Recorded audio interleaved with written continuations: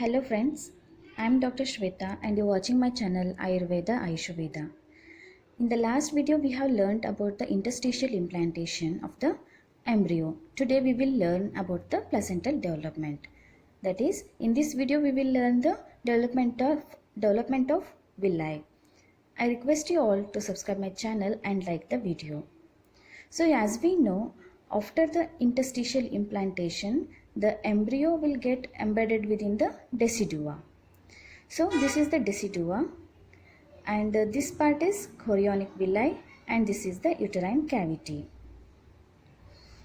And the chorionic villi, after developing around the blastocyst, the chorionic villi towards the uterine cavity are transitory in nature. That is, towards the decidua capsularis, they are transitory in nature and they will disappear.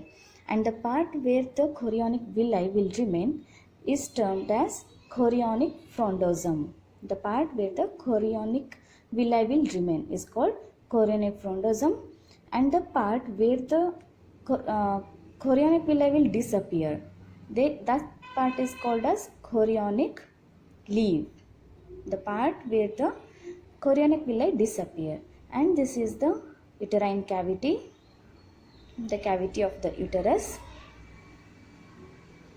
and this is the part of uterus, that is decidua. This is the decidua of the uterus. So now we will see the formation of villi. This is the decidua basalis. This is the extraembryonic mesoderm of the blastocyst. This is the cytotrophoblast, and this part is syncytotrophoblast. When the further development of the embryo will start, in the same way the placenta also going to form.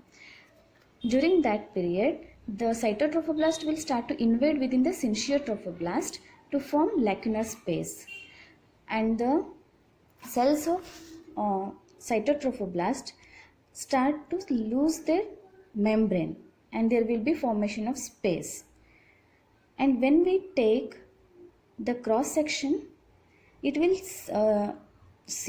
it will look like the central core of the villi become by the cytotrophoblast. That is, the cytotrophoblast become the central core of the villi, covered by the external syncytotrophoblast.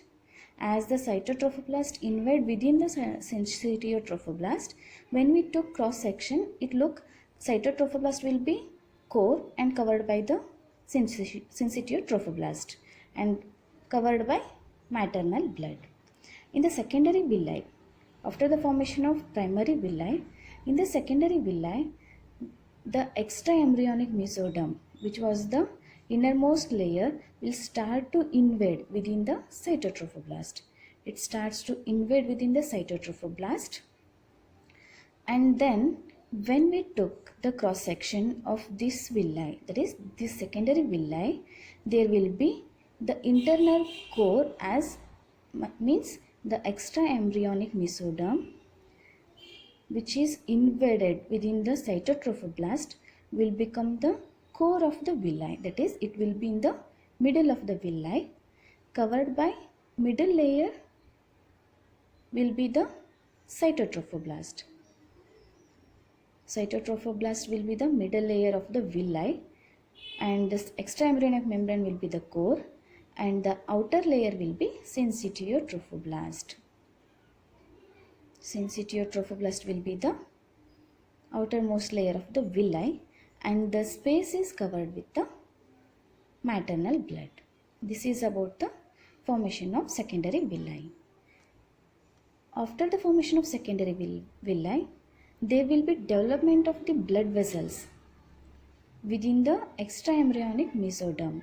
The blood vessels will appear in the extraembryonic mesoderm, and they start invade within the extraembryonic mesoderm, followed by cytotrophoblast and syncytotrophoblast.